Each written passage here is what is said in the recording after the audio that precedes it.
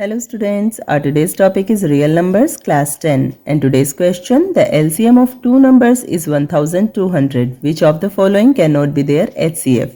हमें किन्हीं two numbers का LCM दिया हुआ है और जो 4 ऑप्शंस दिए हुए हैं उनमें से हमें फाइंड आउट करना है कि कौन सा इन टू नंबर्स का HCF नहीं हो सकता है।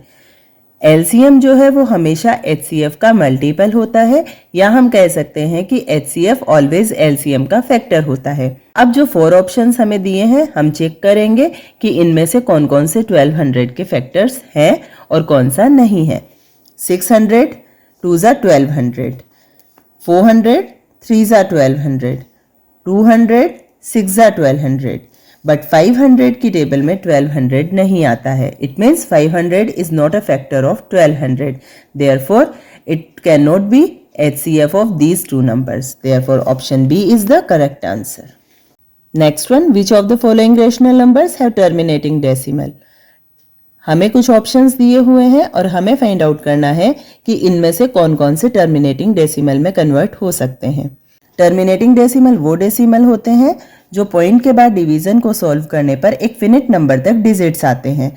इट मीन्स इन डिविजन्स में पॉइंट के बाद इन्हें सॉल्व करने पर रिमाइंडर 0 आ जाता है। अब हमें जो 4 ऑप्शन दिए हैं इनमें से कौन सा टर्मिनेटिंग डेसिमल है या नहीं ये पता करने के लिए जो डिवाइडर होता है वो 2 raise to the power n multiply 5 raise to the power n की फॉर्म में होना चाहिए। इसके अलावा अगर कोई और पावर डिवाइडर में होती है तो वो नंबर नॉन टर्मिनेटिंग डेसिमल होता है।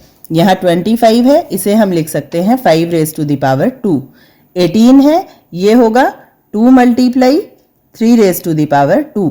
यहाँ डिवाइडर में 3 का यूज हुआ है इसलिए ये नॉन टर्मिनेटिंग डेसिमल है।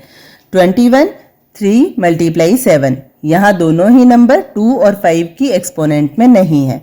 250, इसे हम लिख सकते हैं 2 raise to the power 1 multiply 5 raise to the power 3। It means ये भी 2 raise to the power n multiply 5 raise to the power n की फॉर्म में है। It means option A and option D, these are terminating decimal. Therefore, option 4 is the correct answer.